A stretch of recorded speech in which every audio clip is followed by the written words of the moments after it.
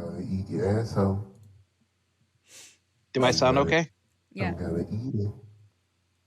Myth, please don't eat my asshole.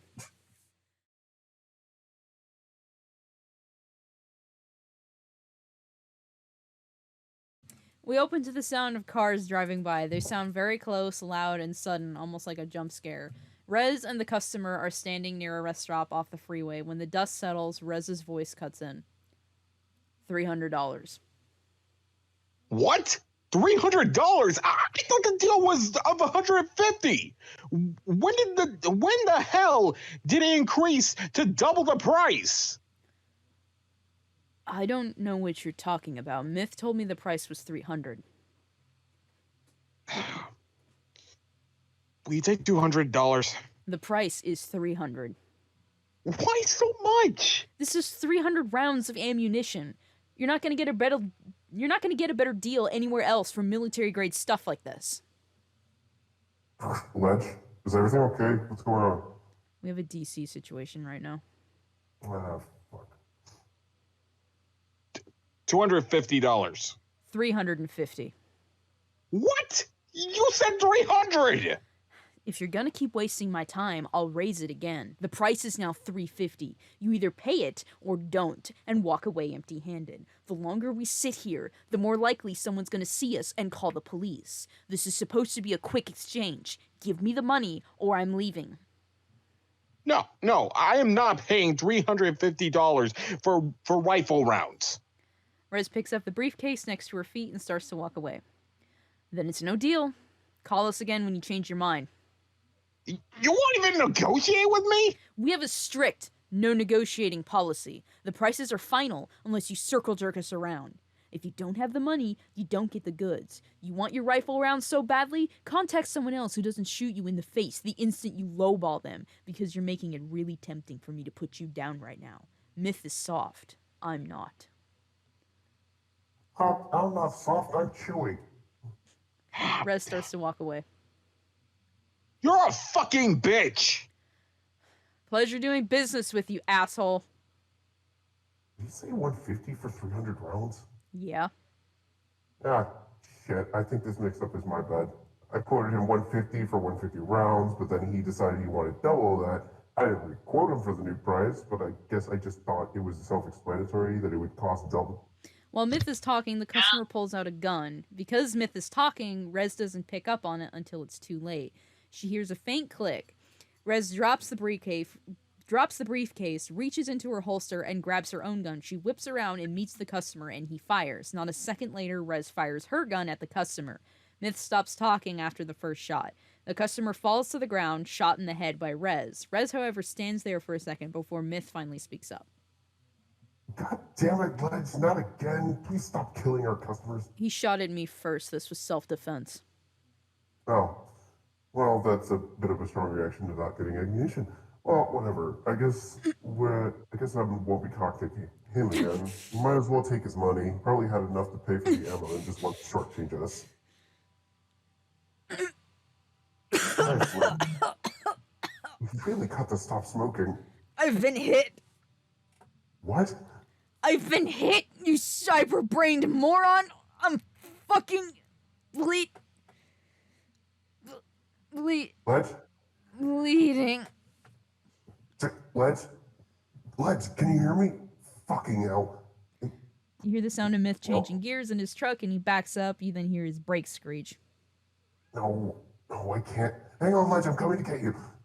We open to the sound of Myth driving. He's driving frantically. You can hear the tires screeching as he rounds corners as fast as he can. Rez is wheezing in the background. With every turn Myth makes, she groans in pain.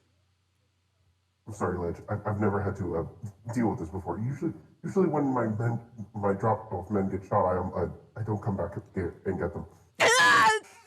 Sorry, I didn't see it. It's still dark out, you know. Watch the fucking road! Okay, jeez. There's silence for a minute between the two of them. Rez is still trying to breathe the whole time. You better not be taking me to the hospital. No, of course not. You think I would be driving a moving truck full of fucking guns to the hospital? I'm taking you to my wife. Your what? She's a doctor by day. Look, she doesn't know what I do for a living, okay? She thinks I'm a truck driver, so don't say anything to her about this gun business. I was just gonna tell her that I found you on the side of the road and that you demanded not to go to the hospital, so I didn't know what else to do. You're married? We'll talk about it later. Myth rounds another corner sharply, which throws Rez into the door of the truck. She screams in pain, and her breathing becomes even more labored. Ledge, hang in there. I'm sorry. We're almost there. Just breathe if you can.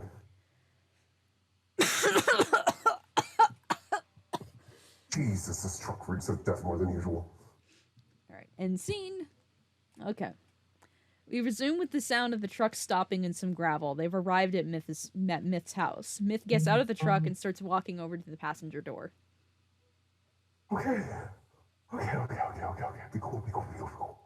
Myth opens the passenger door to let Rez out. Rez's breathing has now become very labored at this point. All right, come on, Ledge. Rez doesn't move. Oh, right. The whole being shot thing. Did you forget why there's blood all over the fucking truck? No, I'm not used to the repercussions of you being shot. Ah! Oh, all right. I'll just carry you to the door. Myth slowly pulls Rez out of the truck. She's groaning the whole time, and as Myth isn't holding her right, he rushes over to the front of his house, jarring Rez the whole time. He stops at the front door and reaches over to ring the doorbell. Put me down. Ledge, you can't even stand. Put me down. Myth sets Rez down. Rez leans up against Myth. Oh, God, Ledge, you stink, and you're getting blood on me. Rez almost falls over. Are you sure you don't want me to... Don't! Finally, someone answers the door. It's one of Myth's kids, Edward. Hi, Eddie, it's Daddy. Is Mommy home? What? Shut it. Daddy? Shut it. Mr. Slayer!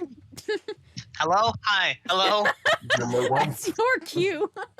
Mr. I Slayer, was would you marry me? studying and then you told me. Mr. Slayer, Sorry. will you marry me? You will be my wife. I'm sorry. Alright, sorry. You're Okay, go casted. ahead. Go ahead. Edward, what have I told you about answering the door? Okay. Myth's wife comes in, scoops up Edward, and turns to face the door without realizing it's Myth. I'm so sorry about that. He learned how to open the door recently. Julius? During this scene, Myth is cracking jokes while Chelsea's being very serious. It doesn't stop until Rez speaks up. Hi, Eddie. What on earth is this? A person? That is not a person. It's walking roadkill. I mean, I found her on the side of the road. Take it back where you found it. Just put it back. I'm not taking in any stray animals right now. Oh, come on. Look at how cute she is, though. When you two are done, there's currently a bullet in my side that I would like removed. In all seriousness, honey, I was driving up Highway 95, and this person flagged me down and asked for my help. She's been shot and really needs medical attention. Go to the hospital. But she asked me not to, and I kind of panicked because I don't know much of anything about this kind of stuff, so I came home. Please help me. She smells and she's getting blood all over me. I'm not taking that smelly, disgusting homeless person into this house, especially with the kids. If you didn't want to get shot, maybe don't be up to no good then, you heathen. Honey, Don't honey me. I haven't seen you in 6 months. In 6 months, and you come back only because you want me to patch up some random junkie you found on the road? The answer is no. Take her to the hospital or back to the road where you found her. That's where she belongs. Myth tries to say something, but nothing comes out of his mouth. Rez hoists herself off of Myth and starts to walk away, dragging her entire body. Myth tries not to say Rez's nickname, not wanting to give anything away. As Rez stumbles off, though, Myth begins to feel bad for his friend and decides to tell the truth. Wait, let me explain what really happened, okay? You see, I Found me on the side of the road. Your husband has shown me kindness that no one else on this rotten earth has. Everyone else left me on the side of the road to die alone. Like you two, I'm just trying to make my own living the ways I know how. I fucked up. And your husband here, the only person who stopped on that highway, saw me lying on the road in a puddle of my own blood, gasping for air. He picked my sorry, stinky ass off the ground and threw me into his truck. He drove here in a panic while I bled out all over the seat. He did all of that for me, a person he doesn't even know. He wanted to give me a second chance. But you don't. Just like everyone else who passed me on that unforgiving asphalt. It's not surprising he doesn't come around much when this is how you act when he does show up. Rez attempts to walk away, but all she does is collapse in the driveway. Myth tries to avoid saying her name again. He looks back at Chelsea. Chelsea rolls her eyes and sighs heavily. Fine. Bring her in. Myth hurries to Rez's side, picks her up, and she groans loudly. Not like that! It's been 3 days since Rez's arrival.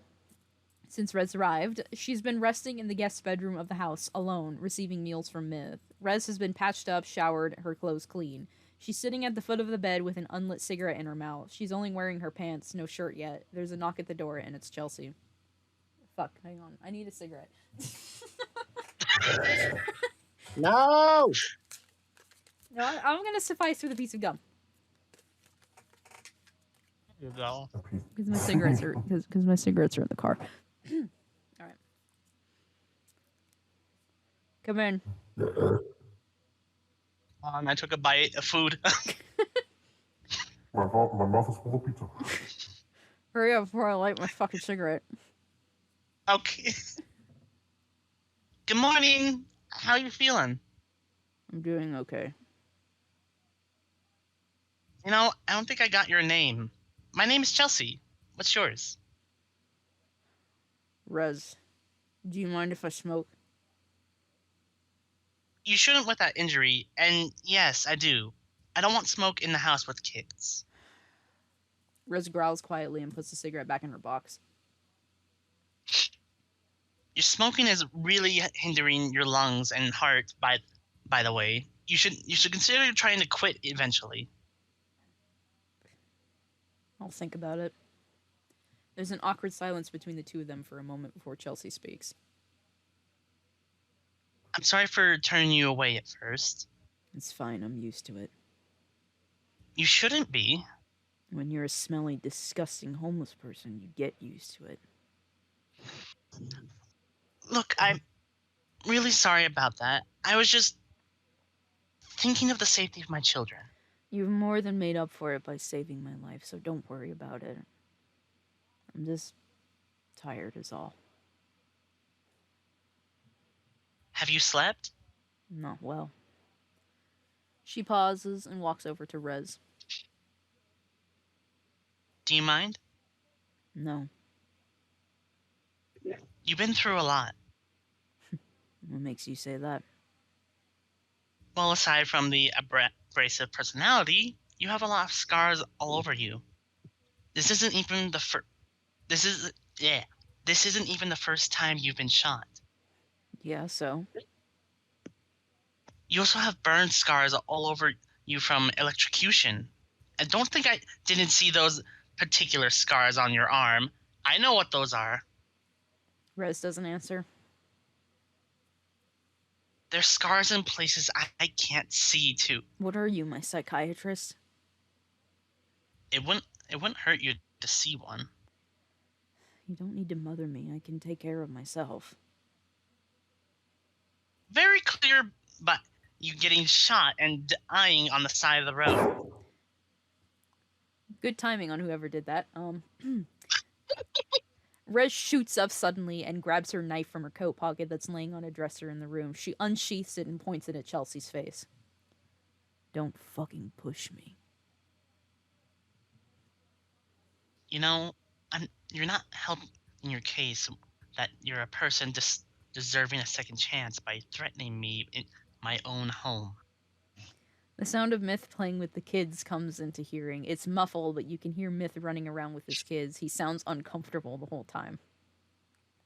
Whoa, you're gonna get me, Sophie. Sophie. Ah, oh no, you got me. Ah. I knew that was going to be funny. Alright. Rez stops and realizes where she's at. There's kids in the other room, and she was about to slit the throat of their mother. She stops herself, walks over to the dresser, and puts the knife down. She sets her hands on the dresser and doesn't face Chelsea. I'm sorry, that was a gut reaction. I think it's time for you to leave. But Please get yourself dressed and leave as soon as possible. Stay away from my children and my husband. I'll keep...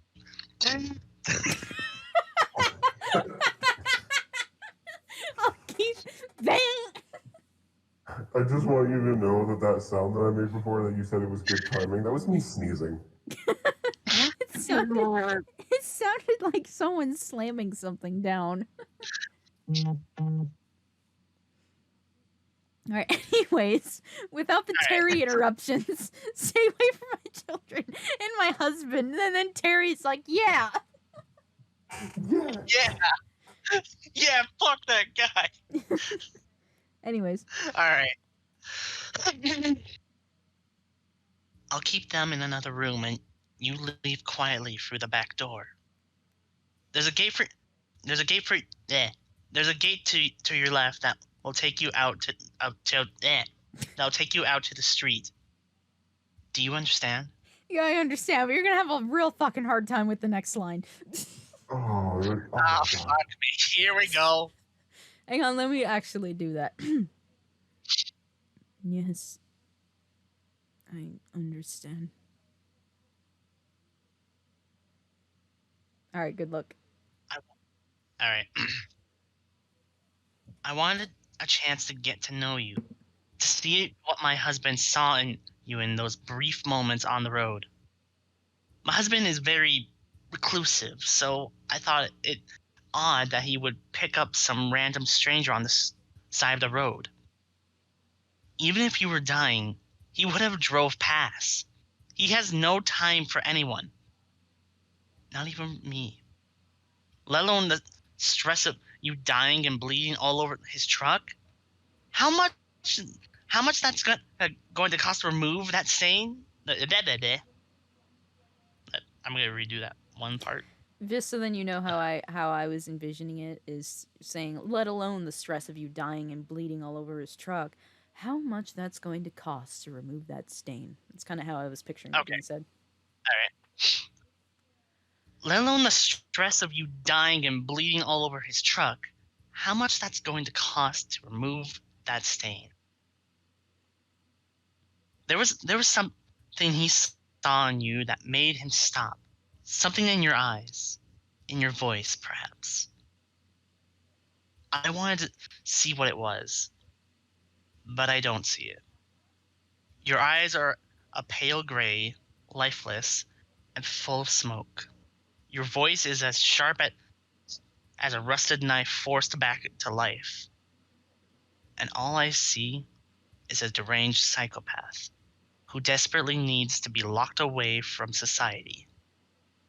Now get out of my house before I call the police.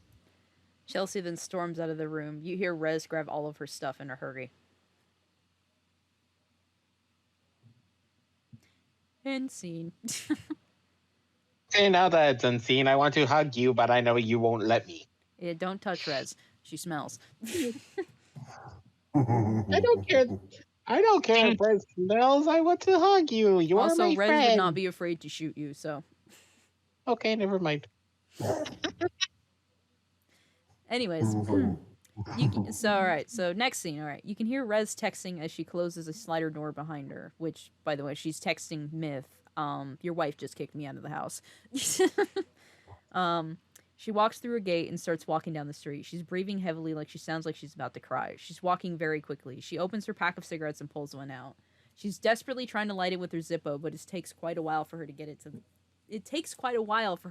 lit. Come on, motherfucker! Ah!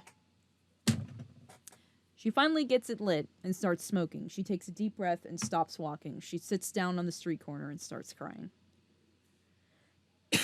Sorry, I just got a whiff of smoke from the Zippo. Alright.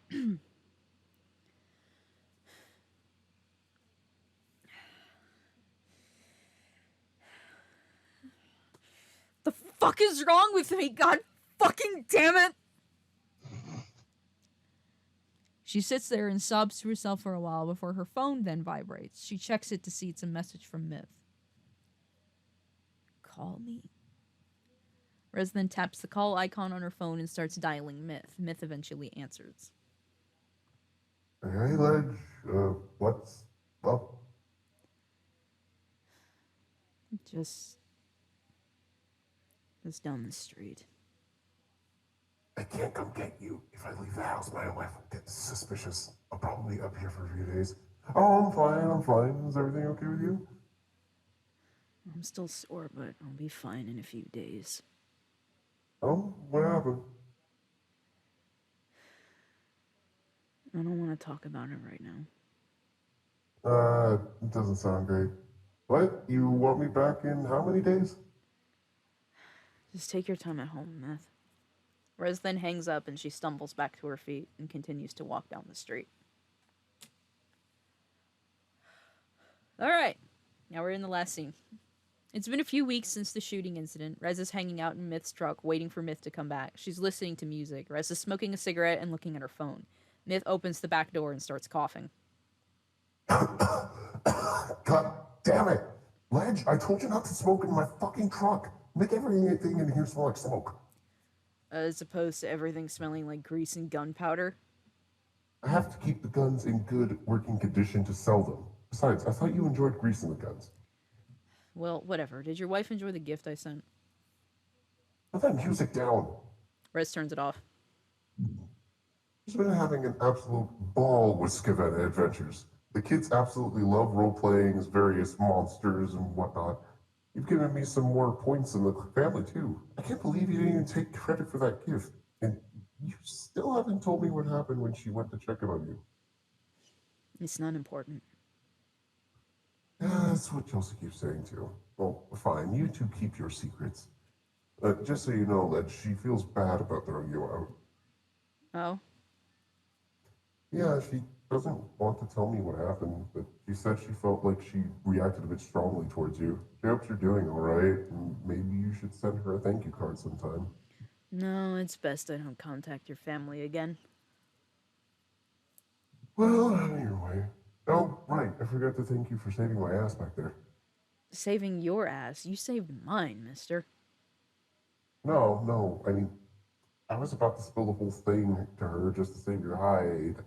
I didn't want to watch you die, especially not at my doorstep. It would have been a hell of a mess to clean up. It's not bad. You know, I actually care about you, Ledge. I meant it when I said that whenever I had a drop man shot, I don't go back for them. Usually because it's too dangerous too, but I also just don't care enough to help them. Most of them are street rats looking for chump change, and they mean nothing to me. You started out that way too, but you kept surviving. Were you trying to get me killed? No, of course not. But I started to trust you, especially after our trip to Colombia. because you did what I asked without any questions. You took care of business, even if it got tough, and you never screwed me out of my money or let our customers screw me over. You never ran off with the cash. You always came back. You were the first person I came to trust. You always came back. You were the first person I came to trust after my wife. You're my friend, Rez, and I didn't want to see you die. I didn't care what dangers that could have been there once you told me you were hit. I had to save you. Someone has to care about you. You've been beaten enough in life, and this type of work certainly doesn't help. Honestly, I've been trying to send you on less dangerous jobs to try and keep you alive a little longer. Don't pity me, Myth. I can manage on my own. I know, I know, but I just want you to know that you're not alone. If you fall, I've got your back. It just please don't get shot again. I don't want to have to take you back there again. She'll start asking questions after that. Well, don't talk in my ear once a deal goes bad. I got shot because I couldn't hear the guy pulling out his gun in time. Okay. New rule. I don't talk to you during a deal until it's done. Code word for a deal being done is listo. Very original. Oh, shut up. The two sit in silence for a minute before Rez speaks. Well, now that all that mush is out of the way, I have a question for you. I'll answer it once you put that cigarette out. Rez licks her finger and puts it out with her thumb. She puts the cigarette back in her box. Why didn't you tell me you were married? With kids, nonetheless. I asked you about that ring on your finger 2 years ago, and you said that you just liked it. You apparently don't even go home often, despite home being a hop and a skip away. We don't leave the inland northwest, so what gives? Why didn't you tell me? Is that really a question you need to ask me, Ledge? I literally wear a mask to hide my identity on a daily basis. Yeah, but you've shown me your real face, told me your real name, and a lot of super personal details about you I bet you don't even remember telling me. Like, what? I know that you're actually into buff gay dudes. Shh, don't tell a soul. So why not the wife and kids? Well, for the record, they aren't my kids biologically. We adopted them both around 5 years ago, and I'm comfortable around kids who I actually feel I want to. You what? Look, I love my wife to hell and back again.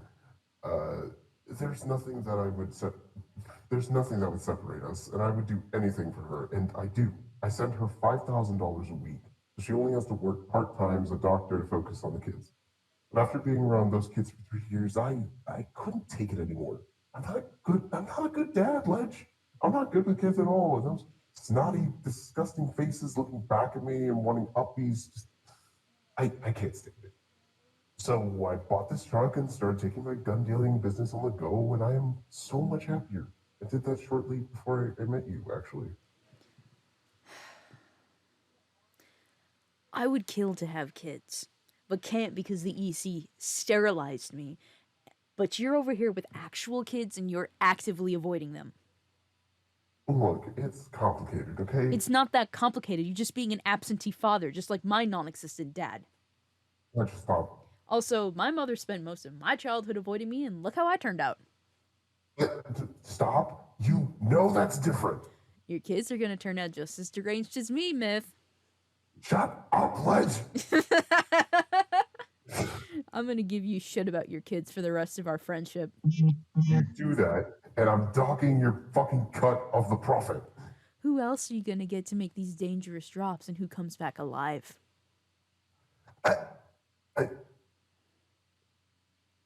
You know what? Fuck you for being smart. Love you too, Daddy. Oh, don't you fucking start. You're fucking older than me anyways, Ledge. That's just weird. Never call me daddy again. Rez laughs as Myth starts the truck and the scene ends. Vroom, vroom, vroom. That was wholesome as hell, and I loved it. Really? Because I thought it was... Because I keep being afraid that I sound corny. Nonsense. I actually really like how your dialogue sounds. It doesn't sound corny to me. It sounds really natural. How dare you compliment? You are Well, I very guess it good is- voice actor. No, I will punch you in the face. Don't I ever say that mean, again. there are some lines there that I think you could probably put some more oomph into it, but that's okay. That's what live direction director Rez is for. So Yes, smack me around. I will hope smack did you around. decent as your wife. You know, wait, hold on. There's a line I got. And also, just for the record, Mr. Slayer, I think you two make a lovely couple. Oh my god. Well, unfortunately, Athy has the part of Myth's wife. So if she still Yeah. wants to do it, But- Yeah, but also, damn right.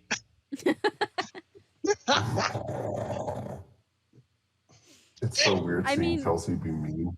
I mean, well, no, because I can't do that. Because I was gonna say that if Athy isn't up for it, I could ask Rin, but I'm like, no, Rin has to play herself. Oh, I can hear Rin saying all those lines and just killing it, but yeah. Oh, you're she right. would absolutely kill it.